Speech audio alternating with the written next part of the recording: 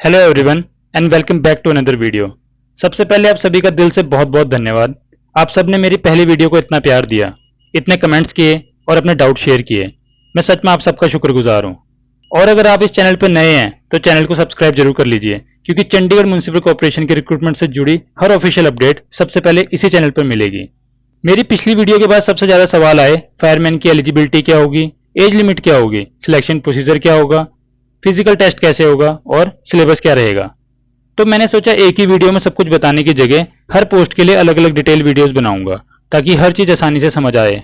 और आज की इस वीडियो में हम बात करेंगे Chandigarh municipal corporation fireman recruitment के बारे में।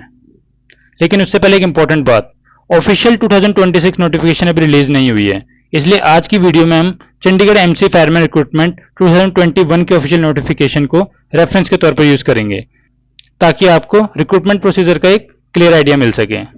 और जैसे 2026 की ऑफिशियल नोटिफिकेशन रिलीज होगी, उसका एक कंप्लीट एनालिसिस सबसे पहले इसी चैनल पर आपको देखने को मिलेगा। चलिए सबसे पहले देखते हैं 2021 की ऑफिशियल नोटिफिकेशन।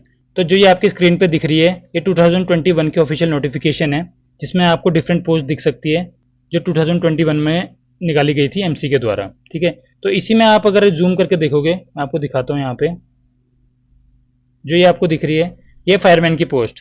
ठीक है, तो आप इसमें एक चीज नोटिस करना, अभी इसमें 81 पोस्ट थी जब ये स्टार्टिंग में रिलीज किया गया था नोटिफिकेशन, तब इसमें 81 पोस्ट थे। लेकिन रिक्रूटमेंट प्रोसेस के दौरान एक रिवाइज नोटिस जारी हुआ जिसमें फायरमैन की वैकेंसीज को बढ़ा दी गई थी। अब मैं आपको वाला नोटिफिकेशन दिखाता हूँ। तो अभी जो आपकी स्क्रीन पे दिख रहा है ये 2021 का रिवाइज नोटिफिकेशन है। तो जिसमें आप इसमें अगर यहाँ पे आप ध्यान से देखोगे, मैं मार्क कर देता हूँ, यहाँ पे फायरमैन की पोस्ट को 220 कर दी गई थी। मैं ये पॉइंट इसलिए बता रहा हूं क्योंकि बहुत बार रिक्रूटमेंट प्रोसेस के बीच में वैकेंसी रिवाइज हो सकती है, इसलिए हमेशा सिर्फ ऑफिशियल नोटिस पर ही भरोसा करें और हर अपडेट को फॉलो करते रहिए। अब चलिए देखते हैं 2021 नोटिफिकेशन के हिसाब से फायरमैन पोस्ट के लिए एलिजिबिलिटी क्या थी। तो जो जो आप लोगों का डाउट था वो भी इस स्क्रीन में क्लियर दिख रहा है। अब मैं वो एक एक करके आपके डाउट क्लियर करता हूँ। जो आपके डाउट मुझे आ रहे थे कि एज लिमिट क्या रहेगी, एलिजिबिलिटी क्या रहेगी और उसके अलावा फिजिकल में क्या क्या होगा, वो अभी मैं इस स्क्रीन में आपको कवर करूंगा। ठीक है, सबसे पहले बात करते हैं यहाँ पे, जो हम बात कर रहे हैं आज फायरमैन की, जो कि एक ग्रुप सी की पोस्ट है। ठीक है, उसके बाद जो आप यहाँ पे देख रहे हो ये 81 पोस्ट है, बाद में जिसको बदल के 220 कर दी गई थी। ओके, अब ये बाकी आप इस स्क्रीन में देख सकते हो कि कैसे सीट को डिवाइड किया जाता है अलग अलग कैटेगरी के हिसाब से, general, SC, OBC, ex serviceman में भी फिर कैटेगरी आ जाती है कि जनरल में कितने, एससी में कितने, ओबीसी में कितने, और ये ईडब्ल्यूएस की सीट है। ठीक है, तो चलिए अब बात करते हैं फायरमैन की पोस्ट के लिए आपको क्या एसेंशियल क्वालिफिकेशन जरूरी है। ठीक है, तो यहाँ पे आप देखोगे तो सबसे पहले तो आपकी +2 होनी चाहिए किसी रिकॉग्नाइज बोर्ड से। ओके, ऊपर से 18 to 37 एज लिमिट, जिसके साथ आप फायर एंड इमरजेंसी सर्विस की ड्यूटीज करने के लिए फिट हो। ओके, अब जो नेक्स्ट कैटेगरी है उसमें हम आपको रिलैक्सेशन के बारे में बताएंगे, पर उससे पहले जो इंपॉर्टेंट है वो है फिजिक के बारे में। ठीक है, तो एक फायरमैन के लिए जो फिजिक चाहिए वो चाहिए हाइट 5'7", चेस्ट जो मिनिमम जो रहती है 33.5, और after expansion it should be 35.5। Okay, अब इसमें नीचे चलते हैं। मेन आई साइट, आपकी बोथ आई साइट 6/6 होनी ही चाहिए, कोई कलर ब्लाइंडनेस नहीं होना चाहिए और नाइट ब्लाइंडनेस बिल्कुल नहीं होना चाहिए। अब बात करें अगर फिजिकल स्टैंडर्ड के बारे में, तो रनिंग करनी है आपने 100 यार्ड की with a weight of 60 kg। तो आपको एक 60 kg का बैग दिया जाएगा या कुछ भी XYZ, उसको आपने 100 यार्ड उठा के 100 यार्ड भागना है 1 मिनट के अंदर। ये आपका पहला रहेगा। उसके बाद हाई जंप रहेगी आपकी 4 फुट की, लॉन्ग जंप रहेगी 12 फुट की। ठीक है, ये होगी आपकी सेकंड। अब आती है थर्ड, आपको एक रोप क्लाइंब करनी है 8 फीट तक, from shoulder level to 8 feet. Okay, without the support of feet और लेग, ये इंपॉर्टेंट है। तो कहीं आप ये ना सोचे कि मेरे को रस्सा चढ़ना है, मतलब आपको एक रस्सा चढ़ना है बिना आपके पैर के सपोर्ट के। ठीक है, आपके शोल्डर लेवल से 8 फीट ऊपर आपको रस्सा चढ़ाया जाएगा और आपको वो चढ़ना पड़ेगा आपके पैरों के सपोर्ट के बगैर। तो आप अपने आप को क्वालिफाई मानोगे, अगर आपने पैर लगा दिया तो आप डिस्क्वालीफाई हो जाओगे। चलिए अब बात करते हैं एज लिमिट के बारे में। तो जो अनरिजर्व कैटेगरी और जो ईडब्ल्यूएस कैंडिडेट्स हैं उनकी एज 18 से कम नहीं होनी चाहिए और 37 से ज्यादा नहीं होनी चाहिए। तो एज लिमिट तो सेट होगी 18 to 37। ठीक है, एज ऑफ 1/1/2021। तो जैसे मैंने बताया 21 का नोटिफिकेशन है, तो उसके हिसाब से 26 में क्या पता है एज लिमिट का अगर चेंज किया जाएगा तो मैं आपको सबसे पहले बता दूंगा, पर फिलहाल के लिए 18 to 37 ये है अनरिजर्व्ड और इकोनॉमिकल वीकर सेक्शन के लिए। चलिए अब बात करते हैं एज लिमिट अदर कैटेगरीज के बारे में।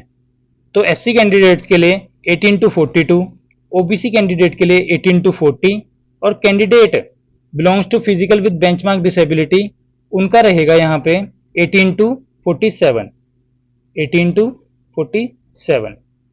अब आपको क्लियरली दिख रहा होगा, मैंने ऊपर कर दिया था, ठीक है।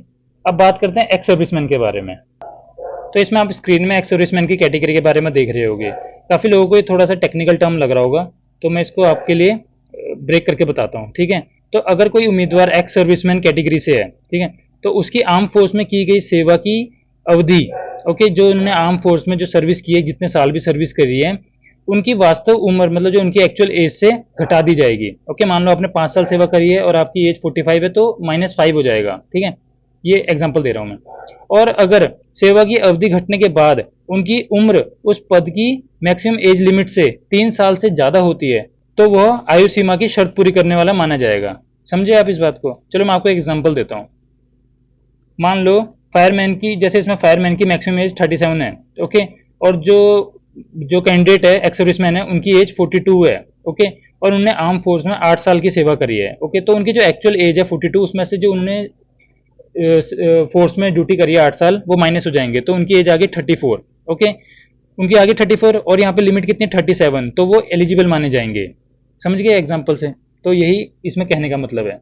और इसमें आप लास्ट में देखोगे रिलैक्सेशन दी गई है 40 years, up to 40 years only for employ of the municipal corporation. तो चलिए अब बात करते हैं एग्जाम पैटर्न के बारे में। तो सबसे पहले 100 क्वेश्चंस का एग्जाम आएगा जिसके लिए आपको मिलेंगे 2 आवर्स, ओके। अब नंबर ऑफ क्वेश्चंस मैंने आपको बताया 100 है, ओके, जो कि हैं एमसीक्यू टाइप, ठीक है। आपको मल्टीपल चॉइस क्वेश्चन मिलेंगे। अब बात करते हैं डिस्ट्रीब्यूशन ऑफ क्वेश्चंस की, कि आपका एग्जाम पैटर्न कैसा रहेगा, ओके। मैं थोड़ा जूम आउट कर देता हूं ताकि आपको इजीली दिख जाए, ओके। तो यहाँ पे आप देखें, जनरल इंग्लिश के 20 मार्क्स, जनरल नॉलेज के 20, मेंटल एप्टीट्यूड के 20, कंप्यूटर के 10 और जॉब रिलेटेड आपको 30 मार्क्स के, मतलब आपको फायर के क्वेश्चन 30 मार्क्स के देखने को मिलेंगे। तो सबसे ज़्यादा वेटेज इसी की है, तो आपको ये चीज़ अपना स्ट्रॉन्ग करना पड़ेगा। बाकी चीज़ें तो हो जाती हैं मोस्टली, जैसे आप कोचिंग वगैरह लग रखे हो तो ये सारी चीज़ें उसमें कवर कर देंगे, पर जॉब रिलेटेड जो आपके फायर के क्वेश्चन हैं उसको आपको प्रिपेयर करना पड़ेगा। और मैं आने वाले टाइम में इसी चैनल में आपके लिए फायर के रिलेटेड काफ़ी एमसीक्यूज लेके आऊँगा, प्रीवियस ईयर क्वेश्चंस लेके आऊँगा, और भी एमसीक्यू टाइप के क्वेश्चन लेके आऊँगा, मॉक टेस्ट लेके आऊँगा। तो इस चैनल में आप जुड़े रहिए, सब्सक्राइब कर लीजिए ताकि आपके ये 30 नंबर तो पक्के हो सके। मैं अपनी तरफ से पूरी कोशिश करूँगा आपके 30 नंबर पक्के हो सकें। तो वही जैसे मैंने बताया था, हर क्वेश्चन आपको 1 नंबर का मिलेगा और इसमें आपको मेन नेगेटिव मार्किंग देखने को मिलेगी। 4th मार्क आपका डिडक्ट होएगा हर गलत आंसर के लिए। मीडियम ऑफ एग्जामिनेशन बाइलिंगुअल है, हिंदी इंग्लिश आप दोनों में एग्जाम दे सकते हो, ओके। तो अभी आपके सामने ये 7th पॉइंट है, ये काफी इंपॉर्टेंट पॉइंट है, इसको पढ़िए। 10 times of the number vacancies in each category shall be shortlisted for physical test for the post of fireman. तो मतलब जितनी जितनी पोस्टें आपको अप्रूव हुई हैं, जितनी भी अप्रूव होंगी, उससे 10 टाइम ज्यादा लोग फिजिकल के लिए बुलाए जाएंगे, okay. The physical test shall be qualifying in nature. आपको क्वालिफाई करना ही पड़ेगा, ऐसा नहीं रहेगा कि वहां पे एग्जामिशन मिलेगी, आपको क्वालिफाई करना ही पड़ेगा तभी आपका सिलेक्शन माना जाएगा। The examination centre will be Chandigarh only. आपको चंडीगढ़ से बाहर कहीं पे एग्जामिनेशन सेंटर नहीं मिलेगा। So this is all about the selection procedure, ठीक है। तो इसमें मैंने आपको बता दिया है कि रिटर्न एग्जामिनेशन के बाद फिजिकल टेस्ट और डॉक्यूमेंट वेरिफिकेशन होता है, ठीक है। तो फिजिकल टेस्ट क्वालिफाइंग नेचर का होता है, इसलिए रिटर्न और फिजिकल दोनों के प्रिपरेशन इक्वली इंपॉर्टेंट है। ये वीडियो सिर्फ 2021 की ऑफिशियल नोटिफिकेशन को रेफरेंस बनाकर बनाई गई है ताकि आपको रिक्रूटमेंट प्रोसेस का एक आइडिया मिल सके, ठीक है। जैसे ही चंडीगढ़ फायरमैन रिक्रूटमेंट 2026 का ऑफिशियल नोटिफिकेशन रिलीज होगा, उसकी हर detail, eligibility, age limit, syllabus, physical test, application procedure और इंपॉर्टेंट डेट्स सबसे पहले इसी चैनल पर मिलेगी। अगर आप चंडीगढ़ फायरमैन रिक्रूटमेंट की सीरियस प्रिपरेशन कर रहे हो तो चैनल को सब्सक्राइब जरूर कर लें। यहाँ फायरमैन भर्ती की हर अपडेट ऑफिशियली सबसे पहले मिलेगी और साथ ही चंडीगढ़ की दूसरी इंपॉर्टेंट गवर्नमेंट वैकेंसी की भी वेरीफाइड इन्फॉर्मेशन आपको मिलती रहेगी। मिलते हैं नेक्स्ट वीडियो में। जय हिंद।